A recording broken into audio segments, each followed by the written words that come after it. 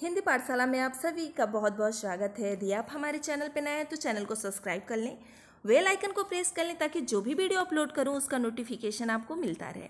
Video अच्छा लगे तो लाइक करना मत भूलें, आपकी लाइक ही हमारी एनर्जी है। आज हम आपके सम्मुख महादेवी वर्मा द्वारा रचित गीत कविता का ये भाग 2 लेकर उपस्थित हुए हैं, जो प्रस्तुत कविता दीप शिखा नामक काव्य संग्रह में संकलित है। तो स्टार्ट करते हैं आज का वीडियो। पथ होने दो अपरिचित, प्राण रहने दो अकेला, घेर ले छाया अमा बन, आज काजल अश्रुओं में रिम झिमा ले यह घिरा घन। तो पहले कठिन शब्द देख लिया जाए। कह रहा है अमा। अमा शब्द का अर्थ होता है अमावस्या। क्या होता है? अमावस्या। पंथ का अर्थ होता है मार्ग अथवा रास्ता। कंजल शब्द दिया है। कजल का अर्थ होता है काजल, और घन, घन का अर्थ होता है बादल। तो क्या महादेवी वर्मा जी कह रही हैं, अपने साधना के अपरिचित पथ की कठिनाइयों का वर्णन करते हुए महादेवी वर्मा जी कह रही हैं कि साधना पथ को अपरिचित होने दो, पथ होने दो अपरिचित। साधना पथ को, साधना रूपी पथ को अपरिचित होने दो और उस करे प्राण रहने दो अकेला, और उस मार्ग के पथिक प्राण को भी अकेला रहने दो। ध्यान दीजिए, प्राण रहने दो अकेला अर्थात उस मार्ग के पथिक, पथिक अर्थात उस मार्ग पे चलने वाला, तो उस मार्ग के पथिक प्राण को भी अकेला रहने दो। स्पष्ट हो गया होगा। कह रहे हैं कि मेरी, महादेवी वर्मा जी कह रही हैं कि मेरी छाया, घेर ले छाया अमा बन, मेरी छाया आज मुझे भले ही अमावस्या की रात्रि के गहन अंधकार के समान क्या कर ले, घेर ले। मेरी छाया, कह रहा घेर ले छाया अर्थात मेरी जो छाया है आज मुझे भले ही अमा अर्थात अमावस्या। अमा का क्या अर्थ होता है? मैं लिख दे रही हूं, अमावस्या। अमा का क्या अर्थ होता है? अमावस्या। तो कह रही है आज मेरी छाया मुझे भले ही अमावस्या की रात्रि के गहन अंधकार के समान घेर ले, और मेरी कह रही है आज काजल अश्रुओं में रिम झिमा ले यह घिरा घन। पुनः आगे कह रही हैं कि आज मेरे जो काजल है, मेरी काजल लगी आंखें भले ही क्या हो जाए, काजलों से लगी आंखें भले ही बादल के समान अश्रुओं मतलब क्या आता है? आंसुओं की वर्षा करने लगे। रिमझिमा यानी आंसुओं की वर्षा, रिमझिम या रिमझिम आंसुओं की वर्षा करने लगे। पुनः आगे करें, फिर भी कह रहे हैं कि चिंता की कोई बात नहीं है। ले यह घिरा घन का अर्थ होता है बादल, यानी कि बादल के समान आंसुओं की वर्षा करने लगे, फिर भी इसमें कोई घबराने की बात नहीं है। पुनः आगे कह रही हैं, और होंगे नयन सूखे। अनेक कठिनाइयों को देखते हुए कह रही है महादेवी वर्मा जी, इस प्रकार की कठिनाइयों को देखकर जो नयन अर्थात नेत्र सूख जाती हैं, सूखे अर्थात सूख जाती हैं,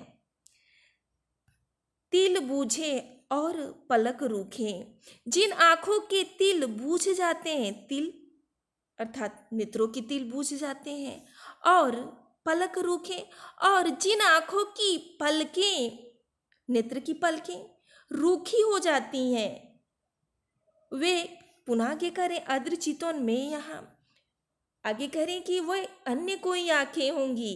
अद्र चितवन, चितवन का क्या अर्थ होता है? मैं यहाँ लिख दे रही हूँ, चितवन का अर्थ होता है दृष्टि। चितवन का क्या अर्थ होता है? दृष्टि। तो कह रही हैं कि इस प्रकार कष्टों को, अनेक कष्टों को सहने वाली मेरी चितवन अर्थात मेरी दृष्टि आर्द्र बनी रहेगी। मेरी दृष्टि क्या बनी रहेगी? अर्ध चितवन, मेरी दृष्टि आर्द्र बनी रहेगी। स्पष्ट हो गया होगा। आगे करिए, सत विद्युतों में दीप खेला। क्योंकि मेरी जीवन सत विद्युतों में दीप खेला।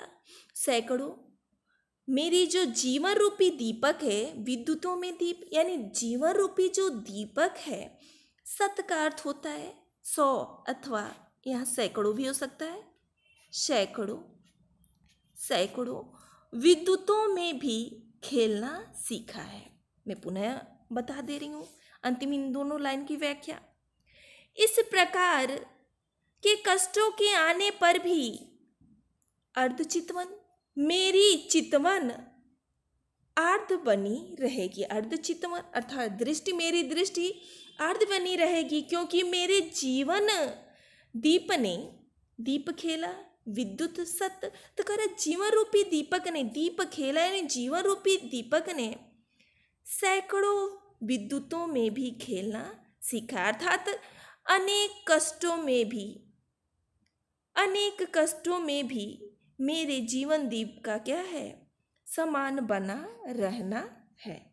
समान भाव यानी समभाव में बना ही रहना है। अगला देख लिए, महत्वपूर्ण है।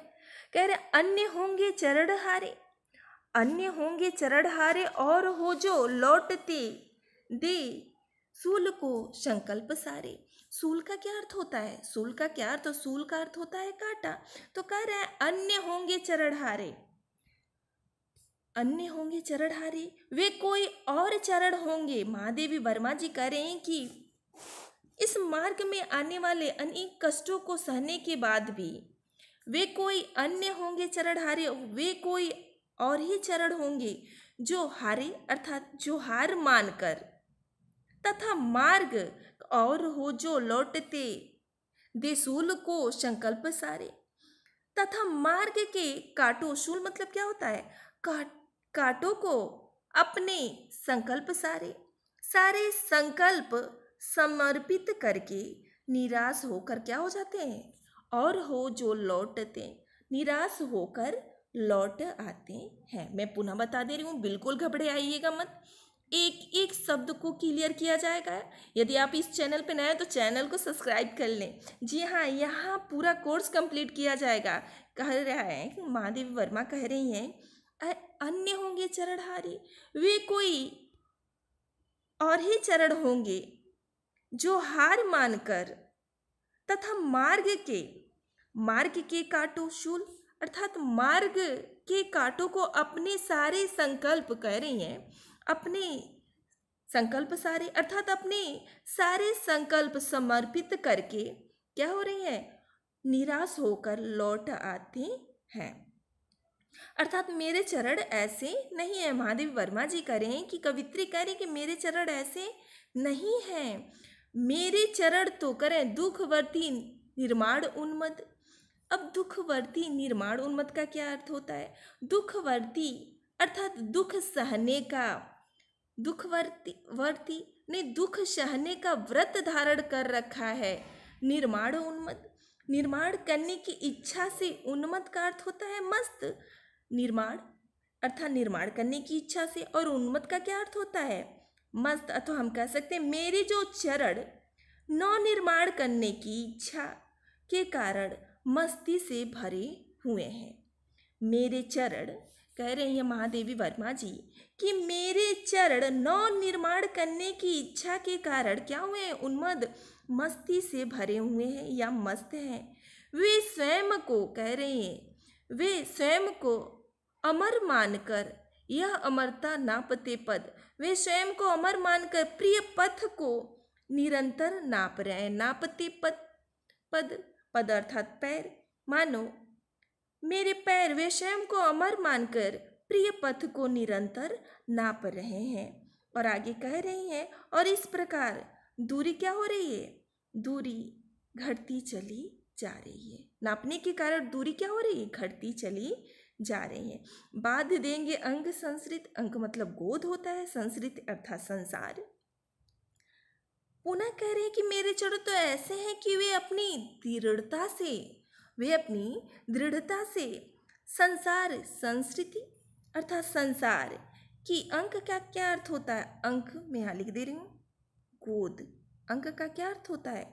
गोद में छाए हुए अंधकार को गोद में छाए हुए अंधकार को, तिमिर, तिमिर का अर्थ होता है अंधकार को, स्वर्ण वेला सुनहले प्रकाश में, अथवा इसका दो अर्थ, एक अर्थ और भी है, स्वर्णिम, स्वर्णिम। और वेला का क्या अर्थ होता है? वेला का अर्थ होता है, मैं यहाँ लिख दे रही हूँ, समय। वेला का क्या अर्थ होता है? समय। तो कह रहे हैं कि जो मेरे चरण हैं वह ऐसे हैं कि अपनी दृढ़ता से संसार की गोद में छाए हुए अंधकार को सुनहले प्रकाश में परिणत कर देंगे। परिणत अर्थात बदल देंगे। भावार्थ यह है कि निराशा का अंधकार आशा के प्रकाश में क्या हो जा रहा है? बदलता चला जा रहा है। स्पष्ट हो गया होगा। आगे कह रही हैं, दूसरी होगी कहानी शून्य में जिसके मिटे स्वर, धूलि में खोई निशानी।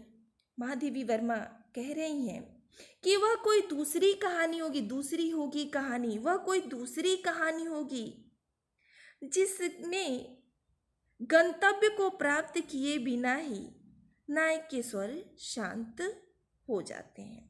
और कर शून्य में जिसके मिटे स्वर,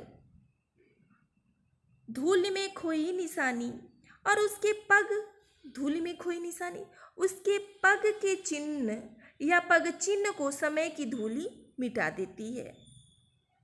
और जिनके स्वर मानो शून्य यानी उस अंतरिक्ष में विलीन हो जाते हैं, समाप्त हो जाते हैं।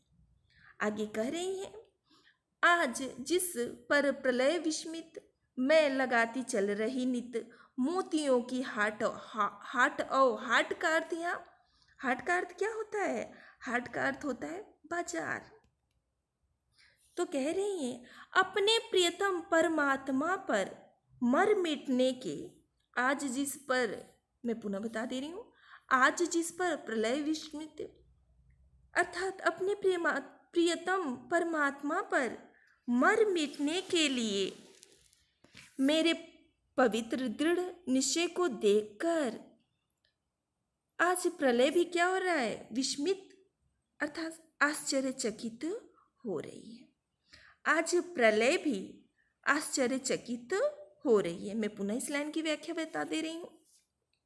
अपने प्रियतम, अपने आराध्य या अपने परमात्मा पर मर मिटने के मेरे पवित्र दृढ़ निश्चय को देखकर मानो आज प्रलय भी आश्चर्यचकित हो रही है।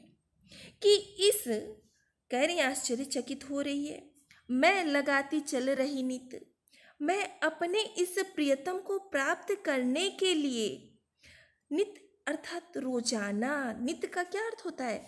रोजाना अपना आंसू रूपी, अश्रु रूपी मोती की, मोतियों की हाटों, मोतियों की बाजार रोज लगाए चली जा रही हूँ। हाट का क्या अर्थ होता है? बाजार, यानी मोतियों की बाजार, अश्रु रूपी मोतियों की बाजार रोज लगाए हुए चली जा रही हूँ। स्पष्ट हो गया होगा। पुनः करें, चिनगारियों का एक मेला, हास्य का मधुदूत भेजा। चिनगारी, दूसरे चिनगारियों का एक मेला अर्थात दूसरे साधकों के मनों में मेरे जैसा दृढ़ निश्चय की चिनगारियाँ, चिनगारियाँ का क्या अर्थ है? बहुत गहन अर्थ है, ध्यान दीजिए। दूसरे साधकों के मनों में मेरे जैसे दृढ़ निश्चय की चिनगारियाँ भड़का देगी, जिससे वे भी क्या हो जाएंगे? वे भी अविचल रहकर साधना मार्ग पर स्थिर बने रहेंगे। स्पष्ट हो गया होगा। हास्य का मधुदूत भेजा, मोस्ट इंपॉर्टेंट, इसके आगे आप इस वाली कविता से अंत तक आप इम्पोर्टेंट लगा लीजिए। जी हाँ, इम्पोर्टेंट, मोस्ट इम्पोर्टेंट है ये, इम्पोर्टेंट लगा लीजिए। हास्य का मधुदूत भेजा, रोष की भू भंगिमा पतझार को चाहे सहेजो। कह रहे हैं कि हास्य का मधुदूत भेजा। हास्य का क्या अर्थ होता है? हास्य यानी हंसी या मुस्कान रूपी मधुर दूत, मधु अर्थात मधुर, दूत अर्थात दूत भेजो। कह रहे हैं महादेवी वर्मा जी कह रही हैं, अपने प्रिय मिलन की दृढ़ संकल्प का यहाँ वर्णन करते हुए कह रहे हैं कि हे प्रियतम, चाहे तुम मुस्कान का मधुर दूत भेजकर, हास्य का मधुर दूत भेजा, अर्थात मुस्कान का मधुर दूत भेजकर मुझे अपनी ओर क्या कर लो, आकृष्ट करो। आगे पुनः कह रही हैं, रोष की भूभंगिमा पतझार को चाहे सहोजो, चाहे अपनी भावों, रोष की भूभंगिमा, अपनी भावों की भूभंगिमा अर्थात भावों की वक्रता जो ऐसे होती है उसे वक्रता कहते हैं। आँखों के ऊपर जो ऐसी होती हैं भावें उसे वक्रता कहते हैं। अर्थात अपनी भावों की वक्रता से रोष, रोष का क्या अर्थ होता है, मैं लिख दे रही हूँ, क्रोध। रोष का क्या अर्थ होता है, क्रोध। भावों की वक्रता से क्रोध प्रकट करते हुए पतझड़ को, पतझड़, पतझड़ मतलब क्या होता है, पतझड़ को सहेजो, सहेजो का क्या अर्थ होता है, एकत्रित कर लो। चाहे अपनी भावों की वक्रता से क्रोध प्रकट करते हुए पतझड़ को एकत्रित कर लो।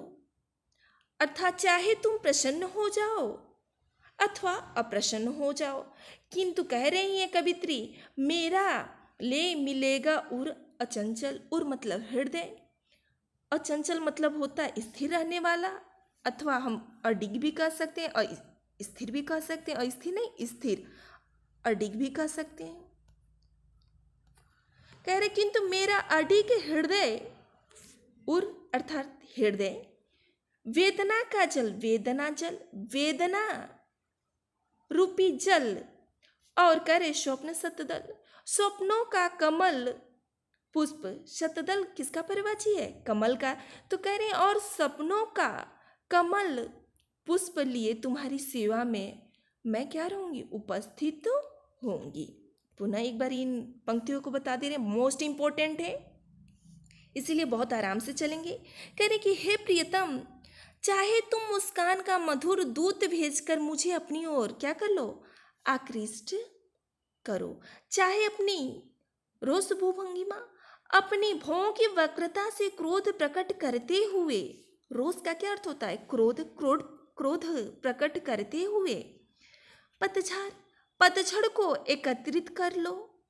अर्थात चाहे तुम प्रसन्न हो जाओ अथवा अप्रसन्न हो जाओ, किंतु कह रहे उर अचंचल, किंतु मेरा अडिग हृदय वेदना जल, वेदना रूपी जल और स्वप्न शतदल, स्वप्नों का कमल पुष्प लिए तुम्हारी सेवा में उपस्थित रहेंगे।